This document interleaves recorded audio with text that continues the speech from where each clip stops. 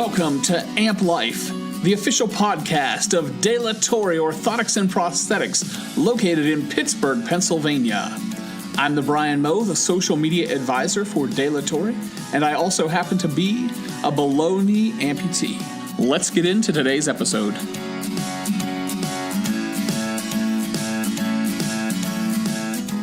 How's it going, everyone? My guest today is two-time Great Britain Paralympian James Roberts, also known as the Fit Amputee.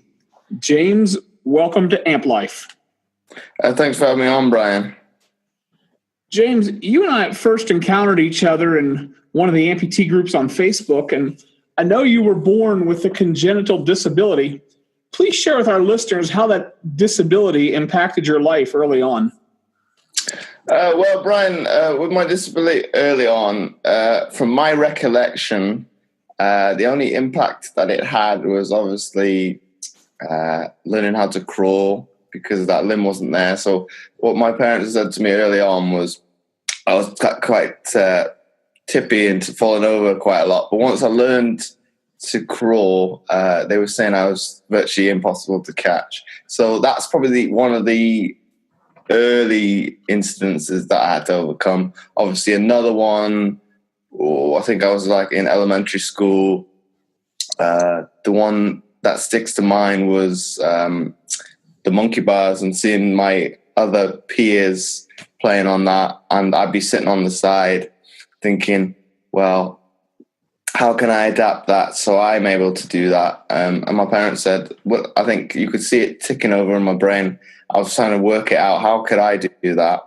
And within probably about 2 to 3 days, I'd be there playing alongside. So it's just been the cases of just trying to figure out how I could adapt it so it would be, in a sense, accessible for me. So it's kind of been some of those along the way, and that's about it, really. Okay, so it seems like from an early age, you didn't let anything hold you back with regards to having a disability or a difference or anything like that. Nope. Well, I think the story that comes to mind, like speaking to my parents about it, obviously with the amount of bones I'm missing in my left leg, the radiographer said, in all honesty, I shouldn't be able to walk.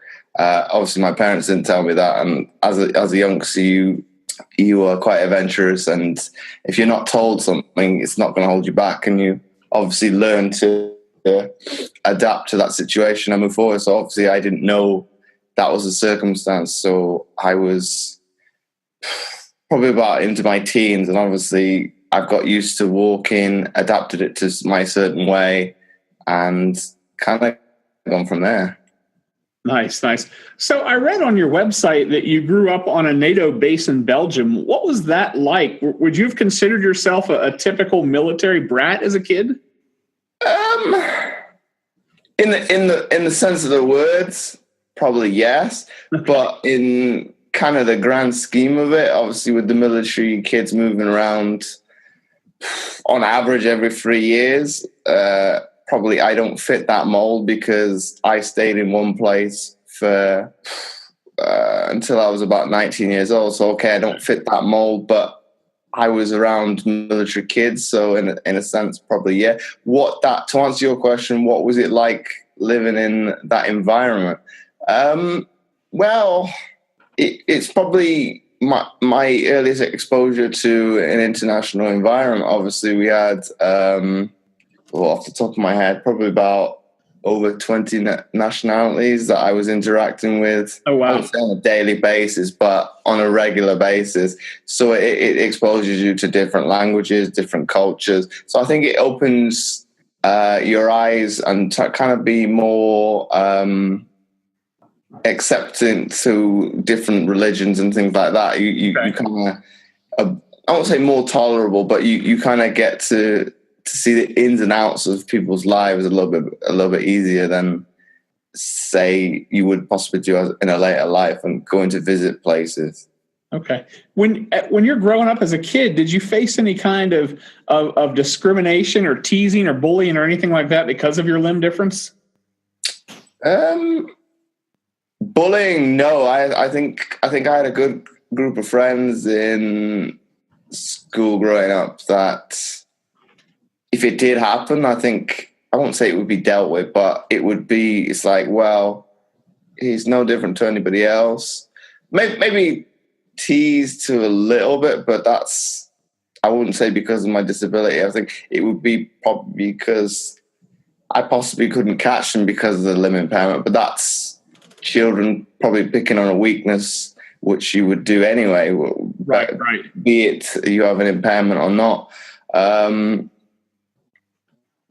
So not really. The only thing that could stick to mind would be some of the questions my parents got asked when I was younger. As I think the one that was probably, I wouldn't say offended my mum, but kind of shocked my mum, was she got asked by, I think it was another parent when we were on holiday, what did you do to your son? You're thinking, oh wow, why would a parents?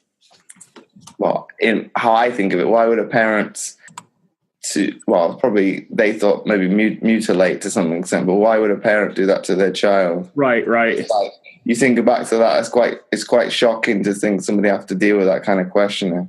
That is. So you're born with this congenital disability, and you're growing up on a NATO base, and pardon the pun here, if you will, but it sounds like you just kind of hit the ground running. And so, what led you to pursue athletic competition? Oh, that's a good question, Brian. I think it happens back to both sides of my family are quite athletic anyway. Okay. Obviously, growing up in that military environment, exercise is a massive part of it. So I think it's just become a part of me. It was, I've been quite sporty from the age about 7 or 8. So it's always been a part of me to some extent. And I think if I didn't have it, you're thinking, well, what avenues might have gone down? It's probably been a good one to keep me out of trouble. Okay. I read on your website that you began your sporting career in swimming in 2003 as part of the British Swimming Potential Squad. What was that experience like for you?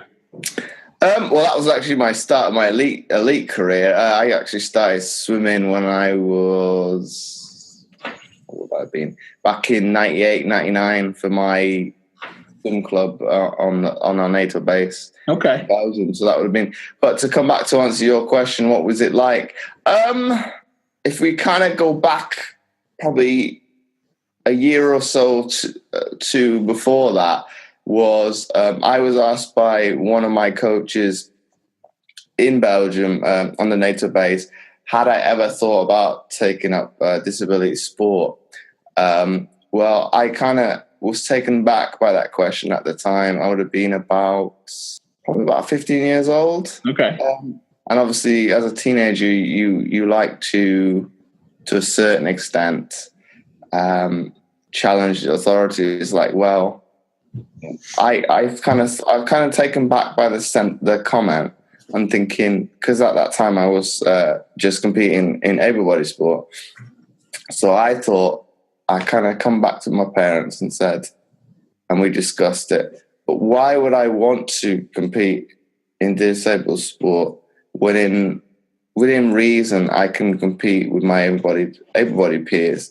So I think at that time I probably had a negative outlook on disability sport. So, I took it on board, spoke to our head coach at the time, who was also a coach in the Belgian league. So he spoke to another coach, another team who also coached a disabled program about me, and I got his contact details. Went down to their training session. I think it would have been a couple of months later. Did the training session.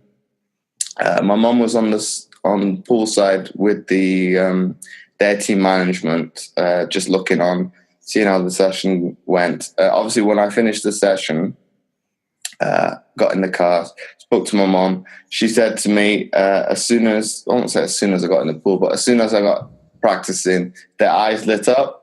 So they thought, I think when I turned up, they thought I might be just, I won't say average, but just one of the run of the mill. I'd just be so-so. But I turned out to be one of the, I'd say, better four swimmers in that program. To kind of cut a long story short, three of us went on to Paralympic success. Obviously, I didn't do it in swimming. I did it in two other sports.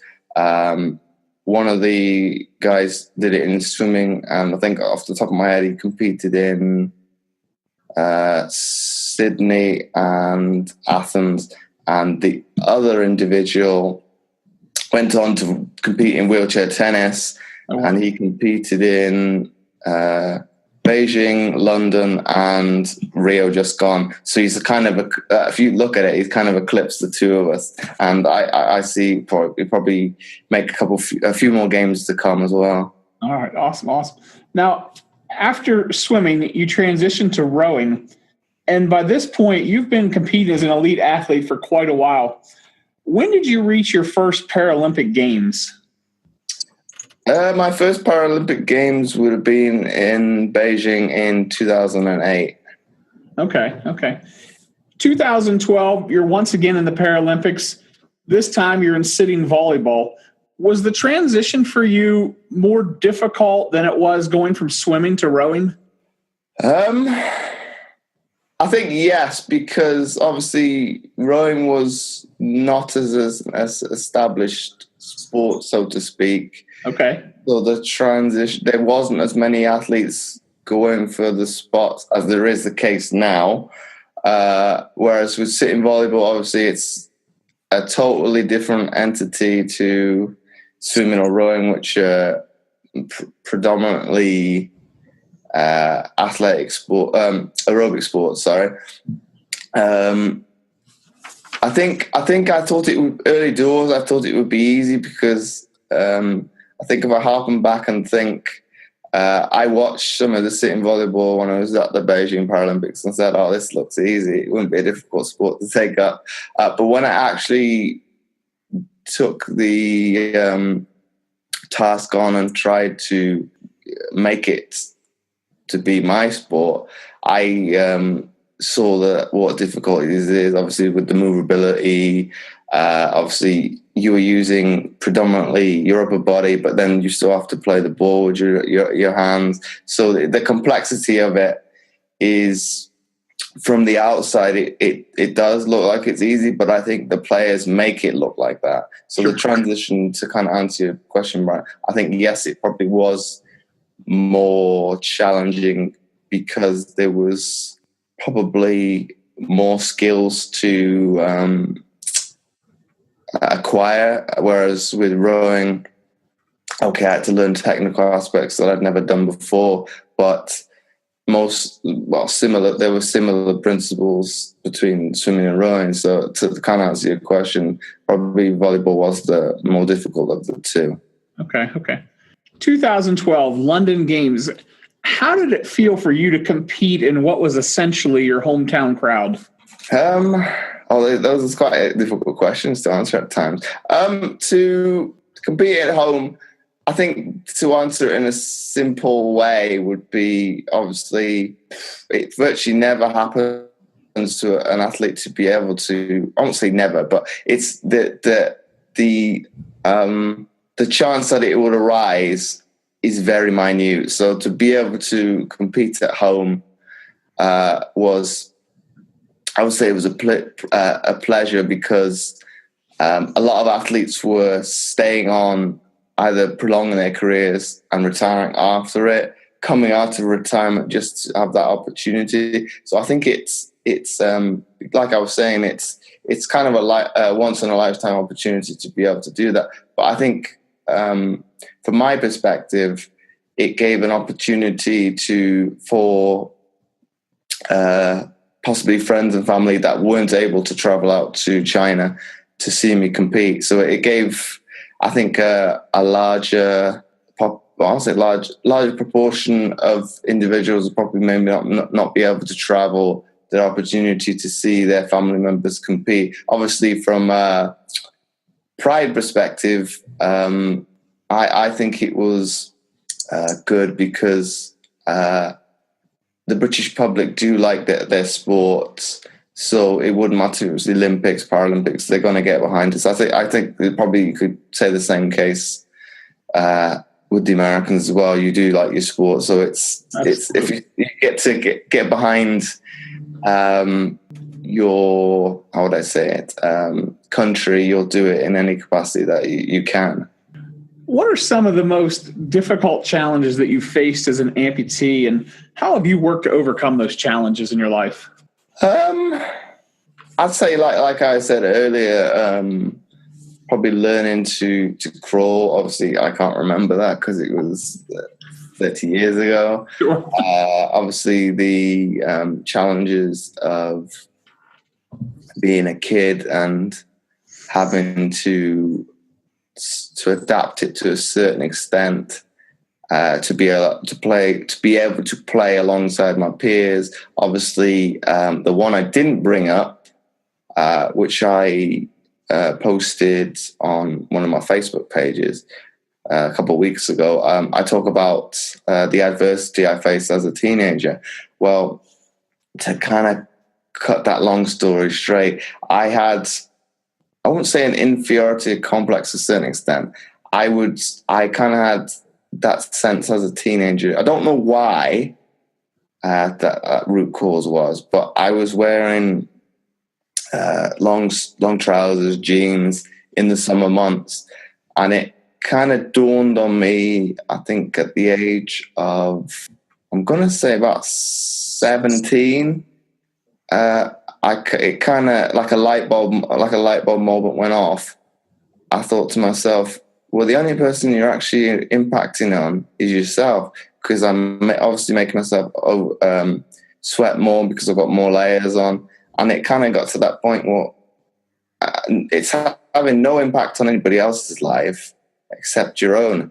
So why are you doing it? So, and from that moment on, I think, well, I think I was talking to another amputee individual yesterday about it, and I would wear shorts in PE, but not outside. She's thinking, well, there's something not quite right there. Why can I be comfortable in a sporting environment, but not in the wider world? So it was quite a complicated issue there. But I obviously got over that.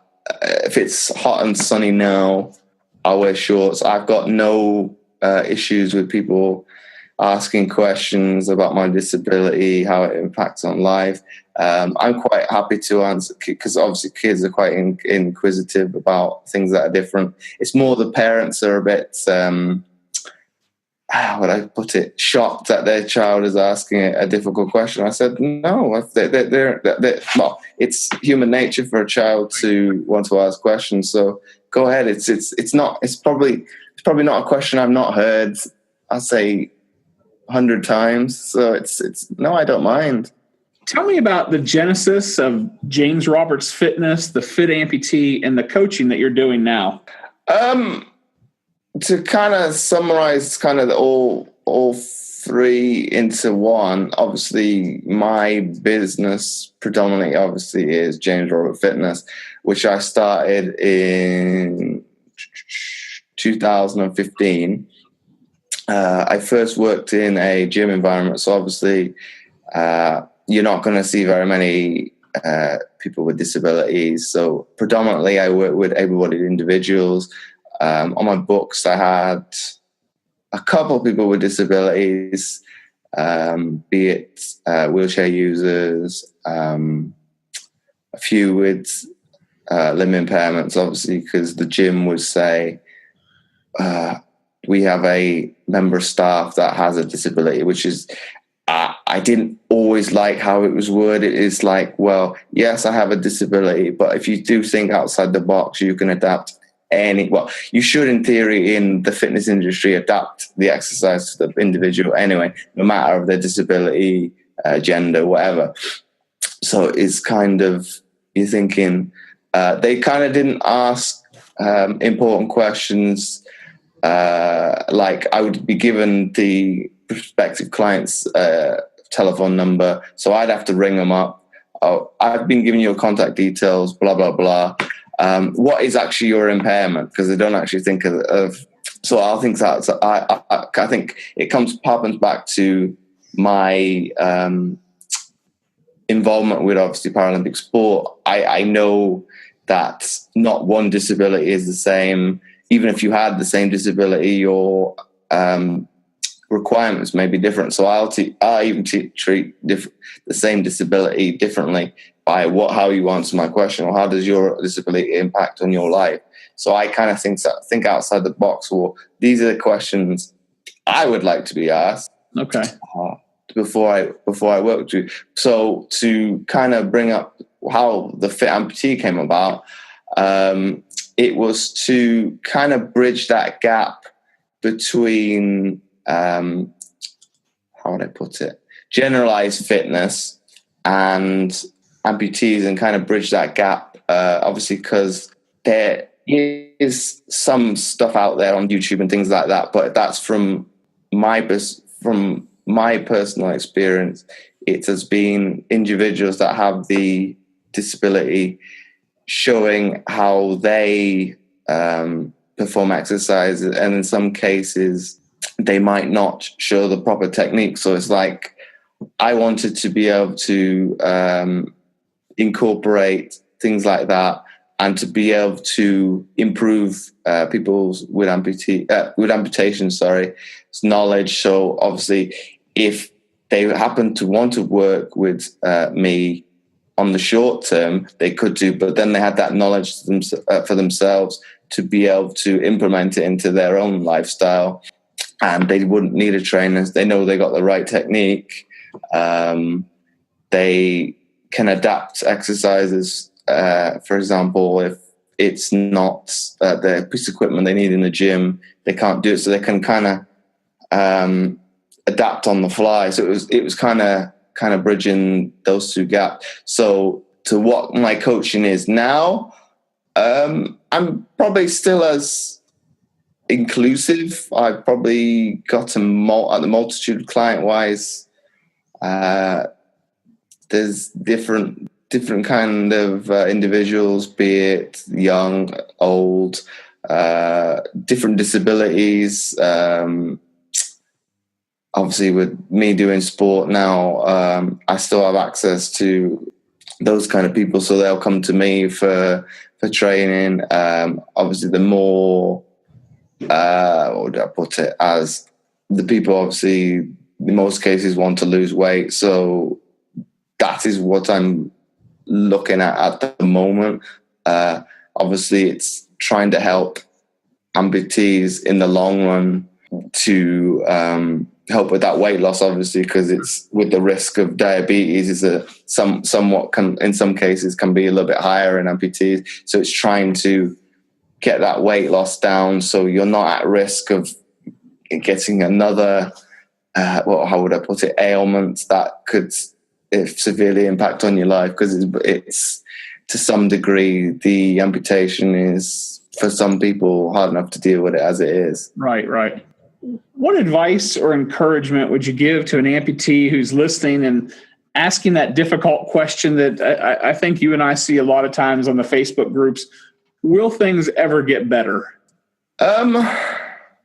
Well, I think you could probably generalize that to everybody, though, couldn't you? It's right. It's kind of looking at the positives. Okay, you've had an amputation, but it's not dwelling upon the fact that I can't do things I used to be able to do. Well, that's you possibly could say, for example, you like to ride motorcycles when you were able-bodied. Okay, that's still possible. Okay, right. A balance is going to be a factor, but you could possibly look at getting a trike instead. You're still able to ride a motorcycle in essence, but it's kind of coming back to that point. It's kind of accepting what hand you've been dealt and kind of moving forward with life, because if you start looking back and dwelling upon things, you kind of never accept who you have. I won't say you have become, but who you are as an individual now. Because if you kind of look back and think, well, in the past tense, or what have I done this? What have I done this? It's a kind of a sense of to a certain doubt, regret. You kind of, to kind of use that quote, the quote, you're kind of digging, making a bigger hole for yourself from a mental aspect, because you're not, in a little bit of an essence, you're not coming to terms with it. You're not, and a little bit, confronting the challenge that is ahead. Sure. So kind of to answer your question, Brian, it's kind of taking the challenge by the horns to a certain extent and taking on, well, this is what my life is now. Let's go with it and see what I can make of it. Okay. We've been talking with the Fit amputee, James Roberts. For more information about James, please visit his website, www.fitamputee.co.uk, and check him out on Facebook at James Roberts Fitness and on Twitter at James O. Roberts 11. James, I appreciate you joining me for this episode of Amp Life. Thanks for having me on, Brian. All right, thanks. You've been listening to Amp Life, the official podcast of Dilatory Orthotics and Prosthetics, located in Pittsburgh, Pennsylvania. If you've enjoyed today's episode, leave us a review on iTunes or give us a like on Facebook. I'm the Brian Moe. I invite you to visit our website, www.dilatoreop.com, or check us out on Facebook, Twitter, and Instagram at DelatorrePRS. Tune in next time for another episode of Amp Life.